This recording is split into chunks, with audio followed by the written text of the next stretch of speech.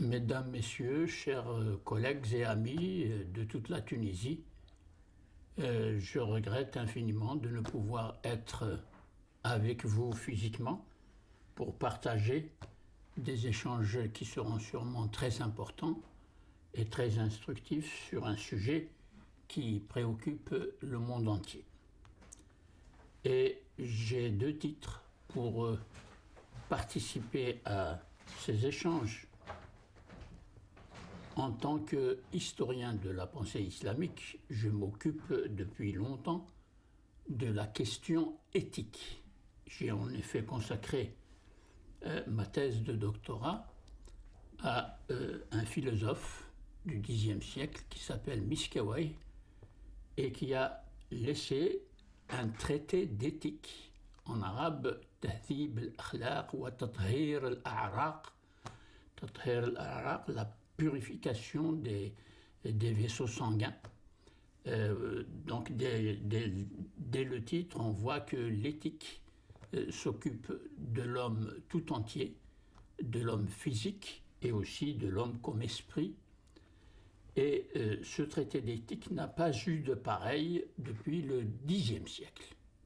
Je l'ai traduit en français et je vais d'ailleurs publier une troisième édition avec une longue introduction à laquelle j'ai donné le titre « Les vicissitudes de la question éthique dans la pensée islamique ». En effet, je tiens à revenir sur l'absence de la question éthique dans la pensée islamique contemporaine, surtout que l'éthique est sollicitée de toutes parts de nos jours. Il est tellement sollicité qu'on la trouve partout. On parle d'une éthique de la politique, on parle d'une éthique de l'économie. La crise actuelle montre un vide éthique considérable. Et donc, la pensée islamique ne se pose pas la question éthique dans toute son étendue et aussi dans toutes ses contradictions et ses limites. Et je voulais profiter de cette occasion pour parler justement de l'apport ou le manque d'apport d'une pensée islamique ouverte à la question islamique dans son ensemble dans les comités d'éthique qui se sont multipliés depuis les années 80 pour répondre aux problèmes posés par les révolutions scientifiques tout à fait considérables qui changent le statut de la personne humaine, le statut du sujet humain. Car les découvertes de la recherche en sciences de la vie ont conduit à des résultats spectaculaires jusqu'au clonage de l'être vivant. C'est quelque chose qui n'a jamais existé dans la réflexion éthique et dans les connaissances biologiques jusqu'aux années, la deuxième moitié du XXe siècle, qui ont changé tellement la condition humaine et la façon dont nous considérons et nous traitons avec l'éthique traditionnelle, avec les enseignements religieux traditionnels, la pensée et la vie de l'être humain, que les États, d'abord en Europe, et maintenant ça s'est répandu partout, ont été dans l'obligation de créer des comités d'éthique pour les sciences de la vie, pour répondre précisément aux défis considérables qui mettent la personne humaine elle-même face à des usages, des découvertes scientifiques qui peuvent être des usages dévastatrices, des usages sauvages, exactement comme on le fait pour l'atome. Nous sommes dans un débat aujourd'hui au sujet des sciences, des armes de destruction massive qui vient de la recherche scientifique, des révolutions introduites par la recherche scientifique et donc du statut de la recherche scientifique et des contrôles qui pourraient être exercés sur la recherche scientifique, mais la question éthique n'a jamais traité de ces problèmes-là. Ce sont des problèmes nouveaux, ce qui veut dire que nous nous trouvons démunis du point de vue de l'éthique pour dire et pour fixer une sorte de morale personnelle de chaque chercheur dans le monde scientifique en général, mais la recherche scientifique est, dans le principe, absolument libre. Rien ne peut limiter la recherche scientifique. Ce qu'il faut considérer ici, ce sont les usages des acteurs sociaux dans le monde, des possibilités d'action politique, d'opposition politique entre les classes sociales, entre les sociétés elles-mêmes, et qui nous conduisent du fait d'un certain nombre d'acteurs sociaux qui utilisent par exemple le portable pour faire des actes terroristes. Donc il y a là un domaine de la réflexion qui nous oblige à renouveler la question éthique. Je dis la question éthique, je ne dis pas l'éthique tout court. Parce qu'il s'agit justement de réfléchir sur les fondements de l'éthique, ce qui fonde l'éthique, ou plutôt ce qui a fondé l'éthique dans l'histoire. Et nous sommes obligés là de retourner aux religions qui jusqu'à présent ont été les fondements principaux de l'éthique face aux religions monothéistes en particulier. Il y a une deuxième expression ou un deuxième domaine de la recherche éthique sur la question éthique, c'est le questionnement philosophique sur l'éthique. Et justement, il y a eu confrontation entre ces deux sources et ces deux références, ces deux manières de considérer l'éthique et de réfléchir sur l'éthique. C'est la source philosophique qui essaie de définir des fondements philosophiques de l'éthique, qui va nourrir la morale, c'est-à-dire la conduite morale de chacun, et d'autre part, il y a les sources religieuses de l'éthique.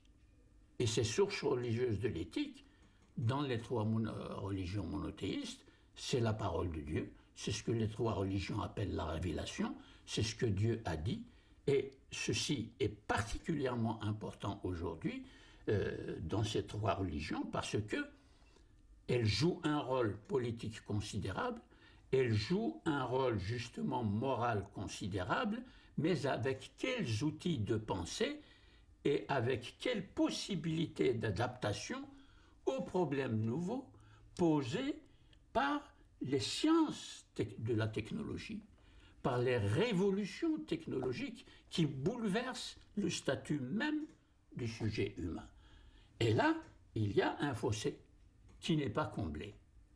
Et le deuxième titre, justement, qui me permet d'intervenir comme je le fais devant vous, grâce à mon ami Ranem, qui a insisté à ce que j'intervienne par la voie moderne de la télévision, j'en suis heureux, c'est que j'ai siégé au comité français d'éthique pour les sciences de la vie qui a été créé au début des années 80 et qui a été présidé pour la première fois, donc pour ses premiers pas de fonctionnement, par un très grand médecin humaniste qui a une culture classique tout à fait exceptionnelle et une morale personnelle tout à fait exemplaire.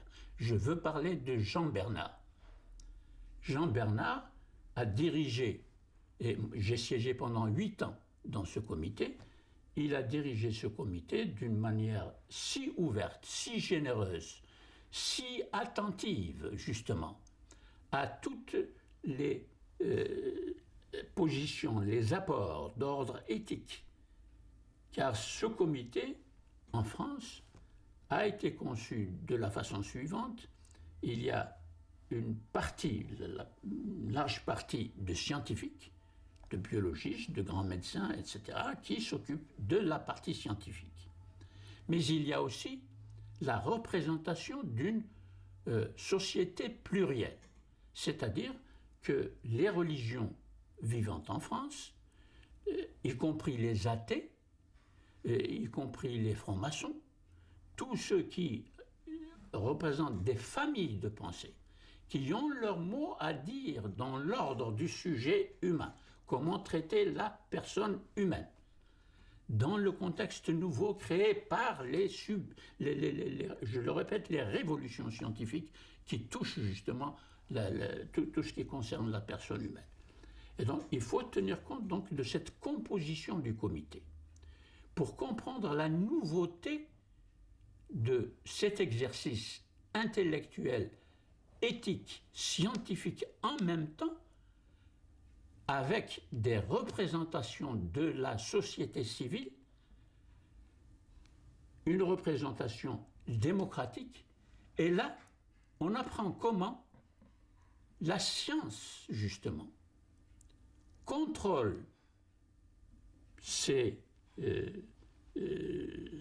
la manière de s'exercer, surtout dans le domaine médical, en sachant qu'il y a des considérations éthiques, religieuses, spirituelles, qui sont mises en jeu dans le traitement du sujet humain, dans les contextes nouveaux, non seulement de la science médicale, mais comme je l'ai dit, de la technologie en général, qui change la façon dont le sujet humain se construit dans les sociétés nouvelles et dans les conditions nouvelles créées par ces révolutions scientifiques. Inversement, les représentations des familles d'esprit, des familles éthiques ou religieuses, spirituelles, se contrôlent dans leur intervention. C'est ce que je faisais personnellement. Je n'étais pas la représentation des musulmans en France.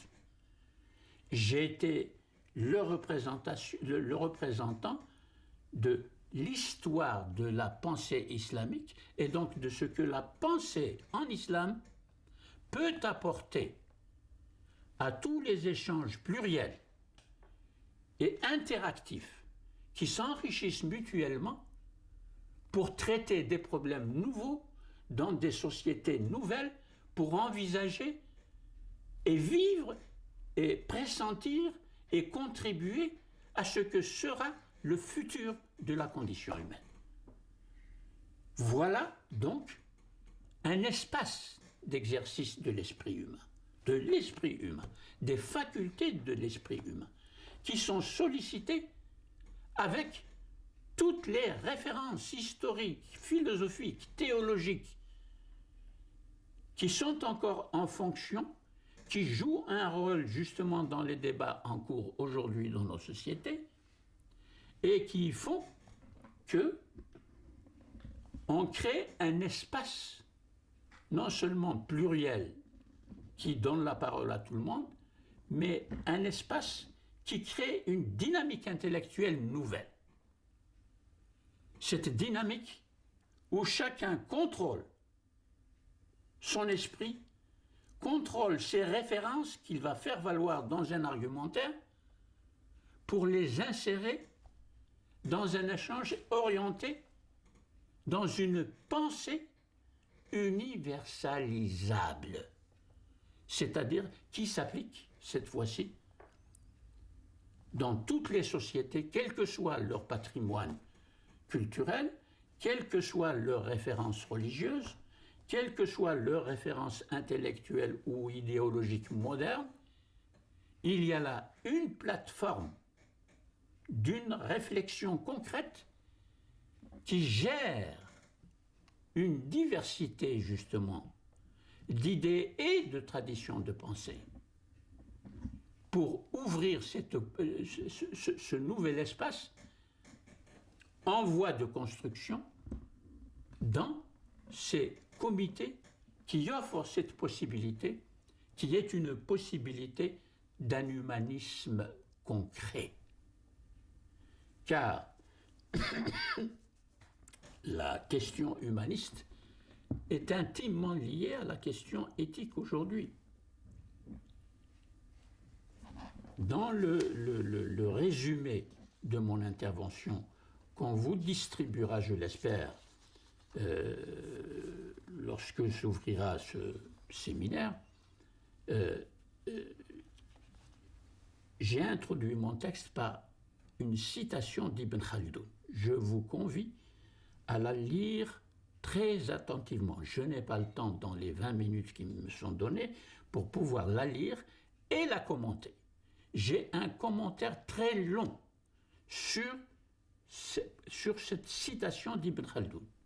Pourquoi choisir Ibn Khaldoun? Parce que il a réfléchi sur la question de l'éthique en rapport avec la question du politique et en rapport aussi avec les fondements religieux musulmans tirés du Coran et de la Charia au sujet de toute formulation éthique applicable dans la société et au sujet aussi de toutes les connaissances qui circulent dans la société et quelle relation peut-on faire entre les connaissances qui circulent et la règle morale qui elle-même s'appuie sur une éthique et les fondements de l'éthique. Je vous convie à lire aussi une citation dans la première page sur ce qu'on appelle la guerre sainte et la guerre juste. Quel rapport entre guerre sainte, guerre juste et la question éthique? Ces rapports sont fondamentaux parce que nous sommes obligés aujourd'hui de réviser radicalement, justement, ce qui était admis comme principe indiscutable dans les religions monothéistes, car c'est pour cela que je cite à la fois l'exemple de l'islam et l'exemple du christianisme à propos de la question de ce que nous appelons encore aujourd'hui la guerre juste. Et qui dit guerre juste, dit justice, par conséquent, dit une définition éthique de la justice. Et c'est donc pour attirer l'attention sur la nécessité de sortir des fondements éthiques qui ont été utilisés pendant des siècles pour construire une éthique de la politique, de la justice sociale et de l'usage des connaissances produites en dehors de toute référence religieuse. Là, on va aux racines même de la question éthique. Car les deux citations que je viens de citer, que je viens de mentionner, et je souhaite encore qu'elles soient discutées, ce sont des citations qui fonctionnent encore aujourd'hui. Elles n'appartiennent pas à un passé révolu. Et ce sont des citations qui traitent donc de la question éthique telle qu'elle se pose aujourd'hui, de façon radicale, dans toutes les sociétés contemporaines. Car les guerres qui se déroulent depuis 1945 dans toutes les sociétés, et principalement dans le bassin méditerranéen, elles mettent en question l'éthique religieuse des trois religions monothéistes. Elles mettent en question aussi la manière dont la raison moderne des Lumières traite de l'éthique de la vie des hommes. Car la vie des hommes, ça n'est pas seulement dans la médecine, c'est lorsque les hommes se portent bien, agissent librement ou sous des contraintes diverses en société et produisent des actes qui ne sont pas justement liés à une éthique revisitée, à une éthique renouvelée, comme on nous demande de renouveler la pratique médicale en la liant à des contraintes morales personnelles, comme je l'ai dit pour Jean Bernard, qui est un témoin merveilleux de cette application morale personnelle dans l'exercice qu'il fait de la médecine, mais aussi dans la recherche dans les sciences technologiques et dans les sciences exactes.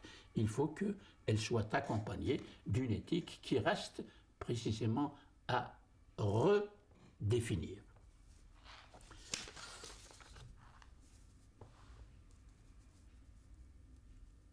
les autorités scientifiques dans le comité d'éthique exercent sur elles-mêmes, comme je l'ai dit, un contrôle en tenant compte de tous les avis, mais elles vont toujours vers l'essentiel qui est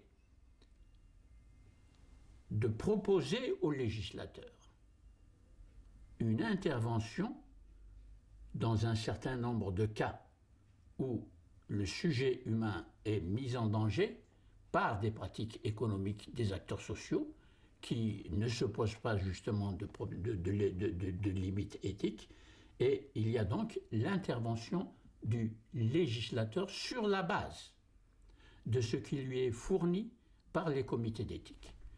Mais cela pose un problème sur lequel je dois attirer l'attention. Je voudrais bien savoir comment fonctionnent, et c'est pour cela que je regrette, une des raisons pour lesquelles je regrette de ne pas être parmi vous, parce que j'ai vu qu'il y avait des communications sur la manière dont fonctionnent les comités d'éthique tunisiens. Et j'aurais voulu savoir comment fonctionnent des comités d'éthique en Égypte, comment fonctionnent des comités d'éthique en Algérie, en Turquie, etc. Pourquoi ?